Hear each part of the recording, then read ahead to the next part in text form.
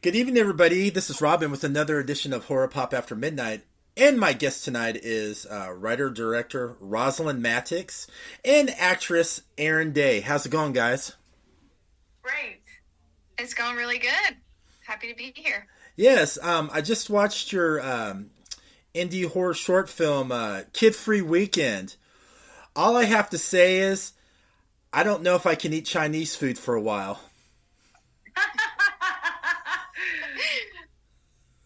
Oh my gosh. Just seeing that, oh man, just made me want to go to my nearby toilet and just puke away. I did warn you, you needed a strong stomach. Oh, I definitely did do a strong stomach. So, Rozalyn, how'd you come up with Kid Free Weekend? So I knew that during the pandemic, I wanted to make a movie. It had been a long time. My first original script was very serious, and it didn't get a good response. And then I thought, I need something a little more fun. And I had gotten sick with diverticulitis during the pandemic, and I felt like I threw up a creature. And so I wrote about that.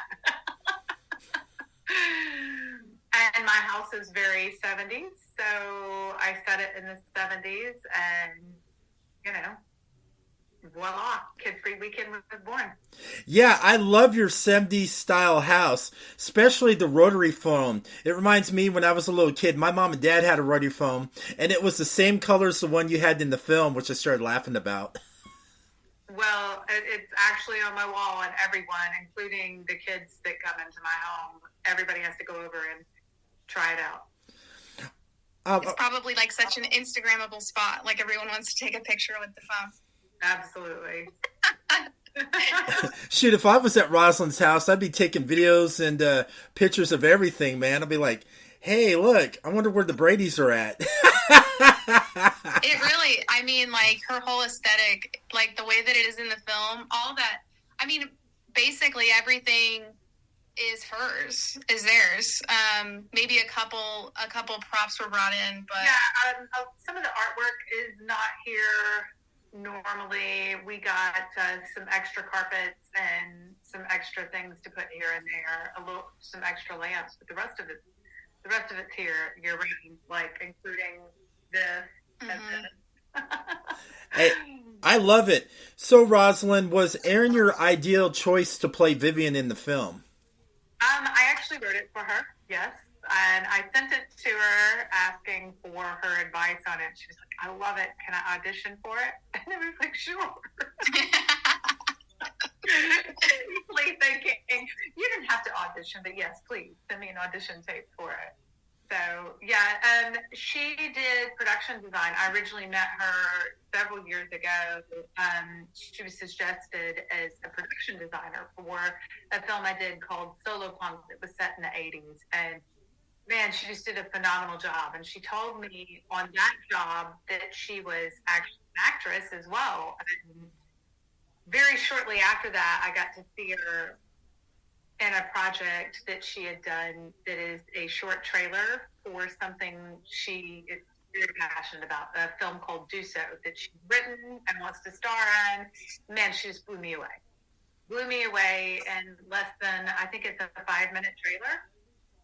Something like that, yeah. It's about 5 minutes. Mm-hmm. Yeah, and I just knew immediately. I was like, wow, she's an even better actress than a production designer. And that's saying something because she's really great at production design. So thank you. Thank you. So yes, when I wrote it, I thought, yeah, I think she could totally pull it off. And did she ever? Yeah, Rozalyn, you pulled it off pretty good. It was a solid performance. And how'd you prepare yourself to play Vivian in that film? I mean, how you just carried yourself, your mannerisms, those facial expressions, you wanted that, free weekend to yourself, and you would do anything just to have it. Don't let nothing get in your way. I mean, you played that role to the T, man. You were really into it. Thank you. Yeah, I mean, I am like a very facially expressive person naturally, so that like worked out in my favor. But I think that the thing that I had to prep the most for was the throwing up stuff, because I didn't actually have to like throw up, but I had to like do a lot of pretending to throw up, and that, I mean, our brains can only handle like so much of like, oh, I'm just pretending, before it's like, I think I might puke because I'm like pretending so much. If that makes any sense. But yeah, I mean, and my favorite part about it was going into the house and getting the wardrobe on and everything, and then it really feeling like I was in the 70s. That was really fun. Yeah. Yeah, the scenes where you're like really puking up, I felt that myself. There was a couple times where I was gagging a little bit. I was like, yeah. And shoot, it kept me on the edge of my seat. I mean, you were really keeping me tuned into the film. I mean, I felt like I was going to throw up with you on what was going on. And so, was that food good when you were eating it on the film? I mean, the food was fine. Yeah, I'm a vegan, so like it was all a bunch of veggies and stuff. So that was really great. The noodles that they made, I don't know what it was, but they were a little weird. What were those? They were ink noodles. Okay. So they were vegetarian noodles that were made with. Gosh, I would have to like. It was something I've never tasted before, and like obviously they wanted the food to not like, they wanted it to look good, but it also like they wanted it to look funky and different and weird at the same time. Whatever they were. Yeah, it was fun. It was unique. The flavors were definitely unique. It was fun. It was good though. Yeah, it was. I mean, those noodles were freaky looking. I was afraid to stick my fork into it, and then watching Vivian getting right into it, enjoying her kid-free weekend, eating some good, takeout Chinese. And when she was going to those nasty noodles, I was like, don't you eat those. Don't you eat those. Now, Rozalyn, let's talk about the special effects, especially the creature in the film. It kind of reminded me of the creature from the Alien films. Oh, wow. It's actually based on a tardigrade, a water bear. But my favorite creature of all time is the xenomorphs. So wonderful. The whole idea behind it is that it's not actually an unnatural creature. Water bears have thousands upon thousands of species. And the idea behind it was it's a species we haven't seen before, and once it hit her stomach acid, it caused it to grow. And, it was just as angry about being thrown up as she was. Oh, right. When she threw that up, man, that was some... That was like very creepy and disgusting at the same time when it fell right into the bathtub like that. I was like, what the heck's going on? That water bear creature reminded me of the alien creature like from the first Alien film where it popped out of Tom Skerritt's chest. That's what reminded me of that. Oh, that's wonderful. I love that scene very much. We talk about that scene quite a bit. It's very poignant in my horror education. I was very young when I saw that movie, and I was just blown away by it. And I'm also blown away by the fact that Ridley Scott didn't tell anybody that was going to happen. And, unfortunately, we weren't in a situation where I couldn't tell Erin she was going to be the creature. But totally a stroke of genius on his part. But I love that creature. I love the shape and design of it. And I think Andrew Bones is who made that creature, and we sent him several sketches and the whole idea behind tardigrades and how they look. And I wanted specifically a mouth with several rings of teeth, and he just really came through. And he even designed the bite prosthetic that's on her arm to match the teeth exactly. And I'm just so pleased with it. And then our makeup artist, she went in and painted around it, Renata, and that was just amazing. I couldn't be happy. It did a good job. I mean, the special effects and the makeup. I mean, it was. I liked it. It was phenomenal, especially when you just mentioned the bite mark on Vivian's arm. I mean, that was just so real like. I mean, he did a good job making it look like a real, like infective bite from that creature. After Vivian was freaking out around the creature. And I'm not going to spoil it for anybody who hasn't saw it, but my favorite part was where Vivian really goes to war with the creature, and I love the certain weapon she ends up using. It's like, I'm not going to mention what it is because since anybody hasn't seen it, but that was kind of like something MacGyver would do, type of weaponry. Yeah, I some of the weaponry used every female on Earth has come encounter with, and we all know how much those hurt. And, I really asked Erin to go to a place. And this is my favorite part of the film. I really said, I want the audience to not only cheer for you, but I want them to laugh as well. And that's a really hard ask for an actress or an actor. Like, hey, I want you to be serious, but I also want you to be funny. And I'm not going to explain to you how I want you to be funny. And boy, did she nail it right in every scene and that whole sequence. Like, it's absurd and it's funny and it's also terrifying. And that's so hard.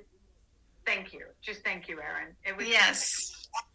You're welcome. I was going to say, when we were talking about the creature, my favorite is when you sit in the theater with people who are watching it, and right when it hits the tub, it's like a gasp, like, and then it's kind of like a laugh, like, what the heck? Like, it makes the loudest thud that's like so ridiculous. But it's great. Well, that's what I was talking about. We'd all just come off the pandemic, and it wasn't fun times at all, and we were all under so much duress, and I just needed to have fun with horror, and boy, did we have some fun with it. Oh, you can tell Erin was having fun playing Vivian. I love the one facial gesture she did. She's like, nothing's going to prevent me to enjoy my weekend to myself, She was like real obsessed, and that look on her face like she was going mad. Mm-hmm.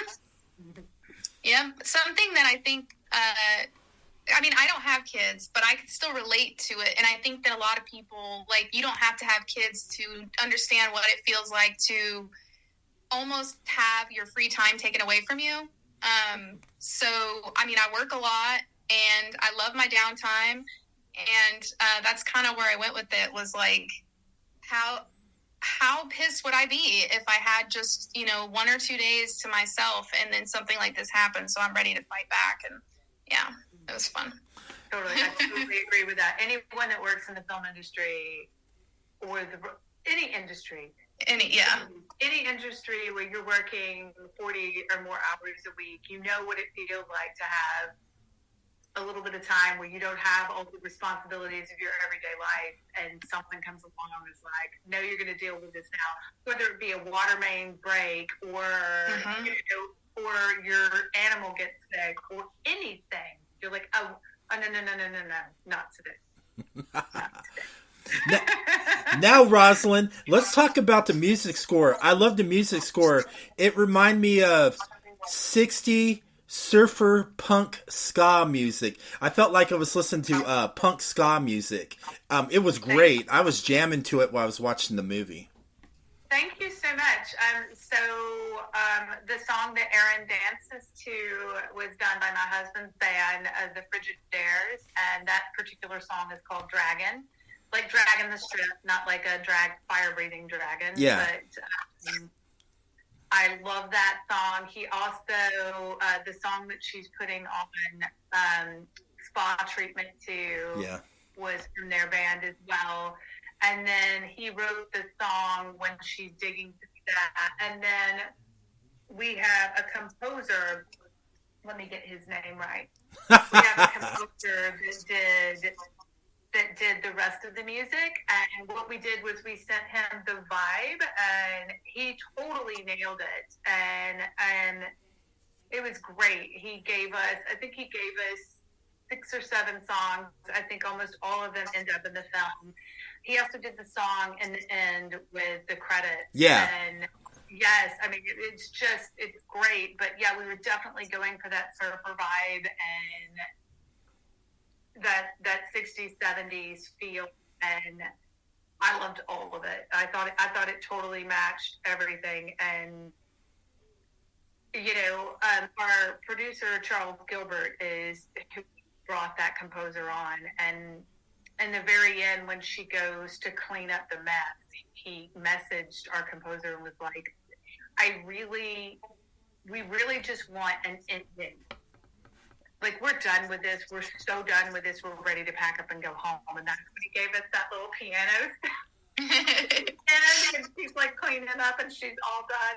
And I couldn't be happier. So, yeah, I love all parts of filmmaking, and the music, the lights, the production design, the costume design, the makeup, the special effects, the acting, all of it. Like, where else can you, camera, lights, all of it, all these artists together in one thing, and when it comes together like that, it's beautiful. I thought it was beautiful. I thought it was beautifully shot. I mean, the cinematography was pretty good. I'm a fan of cinematography, and I love how you did the lighting. Was that when you did the lighting? Was that like natural lighting a little bit inside your house? It felt like no, really. No. So Azariah Oldacare was our cinematographer. He's amazing. Huh? I said he's amazing. Oh yes, he is. So he wrapped himself up in plastic basically and was like sitting in the bathtub while I'm. And he like chased me around the house with the camera while I'm dancing, and he's really great. He was great, and he brought along all his like kit, and so it was at night, but we shot it during the day, and my husband black wrapped the entire upstairs of my home. So a lot of that, of course, when we were shooting the daylight scenes when she's dancing, so some of the light is coming through the windows, but a lot of the lighting, Azariah spent a great portion, and Azariah came to my house every day for 6 days before we rolled, and every lighting at every time of the day, and tested, and he practiced this dance sequence over and over again, because they go through 1, 2, 3, 4, 5 lighting sequences as he dances through the house, and so he had to make sure that, because it gets dark a little bit when she goes to the first hallway, but not dark enough to not see what's in the other room. And, that was purposeful to look natural. And, he just worked and he worked and he worked on that. And it was a dream come true, because I'm a dancer. And so to have a dancing sequence to me is also a big, huge wish list. Also a follow like that. I didn't want to break her up in room to room. I wanted her to just feel the music and go from one spot all the way to the end. And they practiced it a few times, and then, gosh, if you could have seen me behind Video Village watching that, I was holding on to everyone next to me. So happy. It was probably one of the best moments of my life, seeing that. I loved it so much. Yeah, because I was going to ask Erin about, she danced a lot in that film, before she faced that nasty little creature. But I was going to get ready to ask her, if she made up those dance moves herself, or it was, choreographed. And since you said you were like a dancer, I know you choreographed that for her too. I thought maybe she was just ad-libbing. So when we practiced it, we just talked about what feeling I wanted her to be feeling. Yeah. It was a vibe. It was, she gave me the vibe, and then I did some practice moves, just kind of showing her, like, what I would do with that, and she played the song for me, and we kind of just did that, and then I did rehearsals with Azariah just to kind of, like, half the pace. We didn't do, like, full rehearsals, but kind of half the pace to see, like, what it felt like. And then if I remember correctly, we couldn't actually play the song when I was dancing, so we had to like play it before, and then I had to get the rhythm. Yeah. And then we had to stop it, and so it was like I was dancing to no music. So I don't know, but it was I think we nailed it. The first take we did with music, and we let the music play the entire time we went through. And then the rest of the takes, we had to get some sound of you moving around. And so you got one take with the whole song.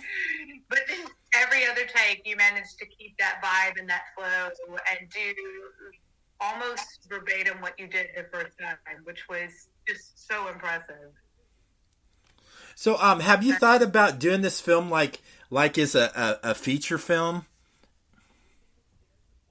I have not with Kid Free Weekend. I think it was a fun, short creature film. I've always been obsessed with creatures, and I want to do more, but I needed to do it on a smaller scale.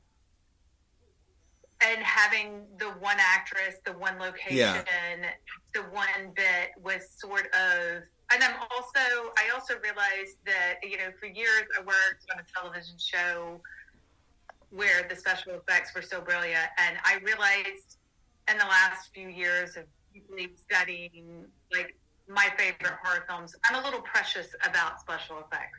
I need to loosen the reins a little bit on that. Sometimes people love a good cheese. It's good cheesy special effects. It doesn't cost as much money. Truly, I want to do great things with special effects, but I need to let myself be able to make a bigger film. Maybe not be as specific about it, but overall, I loved it, and I can't wait to do more creatures. I just have never thought about this particular one in a larger scale. I definitely have so many monster films on deck. Hey, I'm looking forward to that. I love creature features too. And the cool thing I liked about Kid Free Weekend, I loved it because it was like practical effects. There was which I like. I'm a fan of practical effects. I mean, there's some good films you can use a little CGI, but I'm just a practical effect kind of guy. So yeah. I like a good mix of that, and I love that we did have the video effects with her neck and the stomach, and I think that added to it. But actually seeing the creature moving around, and we have 3 versions of the creature. We had one that we could cut up, where when she's doing the chopping, we actually chopped it up, and then one that we see in the tub that is real scale, and then we have a puppet that's larger that we could get in and have the mouth open and move. And I loved that aspect of it. I love marrying the two of them, where you have the practical effects as your main meat, and then the video effects is your potatoes and dressing. You know what I mean? Hey, I liked it. And I know, Rozalyn, you still have that creature. I bet you have that displayed in your house somewhere. I have it, and I want to mount it. And so I'm in between, my husband and I doing it ourselves, or me going to a taxidermy place and mounting it. So I have it. I bought some velvet to put in it, and so I think what I might do is we're going to buy an aquarium, and Brad is going to make mounts for the different pieces. Oh my gosh, this is amazing. And then I'm just going to have it. I'm just going to have it in my house and be like, here is my creature. Hey, Rozalyn, if you do that, you need to take pictures. I want to see this. I want to see this creature mounted in the aquarium. That would. And you know what you should do with it too? You should get a little Sigourney Weaver Ripley action figure to put in there too. Put in there with it. Oh, I would love that. I would love that. Love that. Someone. And I'm sure it was Charles. I don't know if you know who this is. Someone took the pieces that were chopped up and deposited them all over my refrigerator. And so oh, it was probably Charles. I'm sure it was. Weeks later, I found pieces of the creature in my freezer. That's amazing. My refrigerator, I found a piece in a drawer. Like, it was great. So the kids were finding, because I actually do have kids. I have 4 kids. They all helped out on the film, which is great. The bathroom stripes, my kids all painted one of those. Like, yeah, they all helped get the house ready. It was great. But they were finding pieces of the creature for, like, days. I love it. I'm surprised Erin didn't take Piece of the Creature to her house, too. I'm thinking about it now. I'm surprised I didn't either, because that's so my style. I usually like to take a little souvenir from... I wonder if I have one. I have all my things, like... I have a button. I have my button, and then I have my little card. But did you get to keep the T-shirt? I have a T-shirt. Well, no, not the, like, wardrobe, no. I didn't keep any of it. I think Jen took it. She took her wardrobe. She has the coolest clothes. Our wardrobe stylist. So our composer's name is Judd Carlisle. He was great. That's who did the other music that isn't a part of my husband's band. His name is Judd Carlisle. Hey, wasn't that like whenever I was like reaching for the food and stuff, and it was like like the little creepy music? Yeah, that's all Judd. And when you smoke the joint, that's Judd. when you're eating the food and it's all creepy, that's all Judd. Mm-hmm. So yeah, he did great, and he did the music that plays during the credits when we have that cool credit scene, and yeah. Hey, Erin was rocking in that cool 70s, 78 little shirt nightgown thing going, man. She was rocking in that. That's what we were talking about. So my friend Jenna Dawn, she lives in Nashville, Tennessee, and, she has a lot of vintage clothes. She's really into vintage style, and a lot of that stuff was actually hers. It's just her personal stuff, and the outfit that I was wearing when I was eating the dinner was... my favorite fucking outfit. It's amazing. It was so cute. But it's all hers. Captain and like red velvet pants. Yeah. You look phenomenal in it. Hey, Erin was rocking the 70s style. It felt like, Erin was really, in the 70s. To me, it felt like watching the film in the 70s. And, Erin's character, Vivian, was just fitting perfect right in there, man. Oh, yeah, she definitely. I was feeling the feathered hair, all of it. Yeah, you can tell she was having a ball. One more question to you, Rozalyn. There's more and more female filmmakers going into indie horror filmmaking. So what's your thoughts on that, seeing more and more women making horror films? Hell yeah, that's my thought on that. Hell yeah. Like, I grew up in a small town and loved horror, and, it was really hard to get my hands on it. So, like, I would meet people who loved it too, and if they had a DVD that we couldn't get a hold of in Alabama, we passed it around, and, I love it. I love the idea that girls love horror, because we really do, and I just love seeing all the talent, and we're all very supportive of each other. When I'm in the film festival market, and there are other female directors and writers that write and direct horror, like, we just can't get enough of each other. Do you know what I mean? Like, I love what they're doing. They love what I'm doing. They're so supportive of me. And there's a lot of men, too, that are super supportive of what we're doing. And I love it. And I am. I'm supportive of it. Because female... I know you are. Yeah, because female horror filmmakers, they are more crazier than some of the guy filmmakers. They come up with some... what the fuck shit. And I was like, oh my gosh, this talented, female writer and director wrote this fucked up horror film that kept me on the edge of my seat. Man, I like to give her a high five. That was some fucked up shit. I love it. I love it. I just want more of it, I do too. I think it's great. I'm like I said, I'm a big fan of horror. Erin, are you big into horror? I am. Yeah, I love horror films. Let's see, the latest one that I watched was Thanksgiving. I thought that was fun. Awesome movie. Awesome kills. I love the kills. that grocery cart. Fun. Oh. Which part did you talk about? The grocery cart that rips the skull. I wouldn't have to tell you. I will never think of Black Friday the same again. Or that was probably the last one that I watched. But growing up, I mean, my earliest horror movie that I remember was Killer Clowns from Outer Space. Classic. Which now is obviously funny. Like, you know, as an adult watching it, it's funny. But when I was a kid, it scared the shit out of me. Like, those fucking clowns. But I love that movie. And then I would say The Exorcist was probably the next one that I remember seeing as a kid. But yeah, I've always loved horror. And I'm a fan of the Saw franchises, like the whole Saw franchise and like the Halloween franchise and all that shit. It's just fun. It's fun.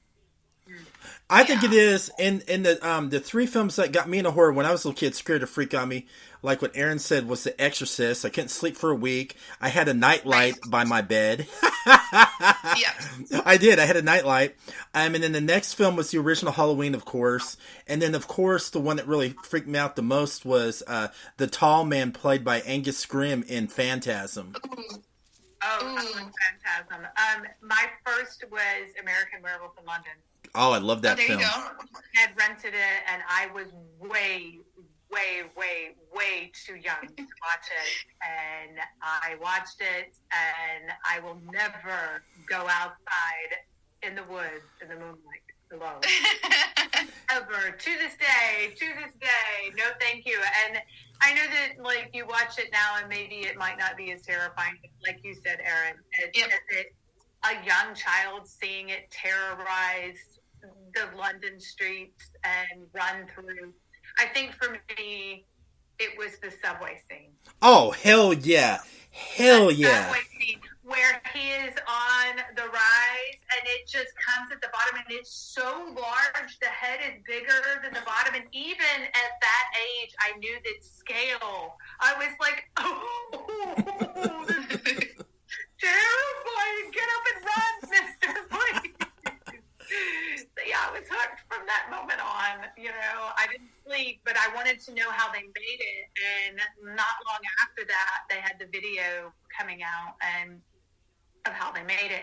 And he made Thriller, and I watched the video of how he made Thriller. And just watching them make that, it was a done deal. So where can everybody find you guys on social media to see what you guys are doing next? So I am on Instagram at Sledgehammer Pictures, and I have YouTube under the same name, and soon we're going to be releasing Kid Free Weekend to the public. You know, it's had a 2-year run in the festivals. It's done great. We're very happy with it. So we're going to release the bad boy, and I'll release pictures of the aquarium. Oh, you better, because I want to see that. And it better have a Ripley figure in there, too. I'll put a Ripley figure in just for you. I love my Ripley. And then, I'm on Instagram. It's ._ErinDay. All right. Thank you so much, guys, for coming on out of your busy schedule to have fun with me on the podcast. Thank you for inviting us. Thanks for having us. This was awesome. I love it. I love supporting indie horror filmmakers, so it was my pleasure. I hope to see you at another festival soon. Oh, you will. I do a lot of them. I do Nightmares Film Festival. I do Horror Hound. I do Days of the Dead. I do Scare Fest. I do Fright Film. Are you at Atlanta's Days of the Dead this weekend? I was going to go, but I couldn't be able to go. I love George and Audrey. I cover their festivals, and they take good care of me. They are good people, and I love how they give all these filmmakers a chance to show their talent and skills of films. I just love how George and Audrey are always open to give somebody a chance to show their film to get it out there, which I give kudos. And if George and Audrey are listening to this, I love you guys. I love y'all too. I'll see you this weekend.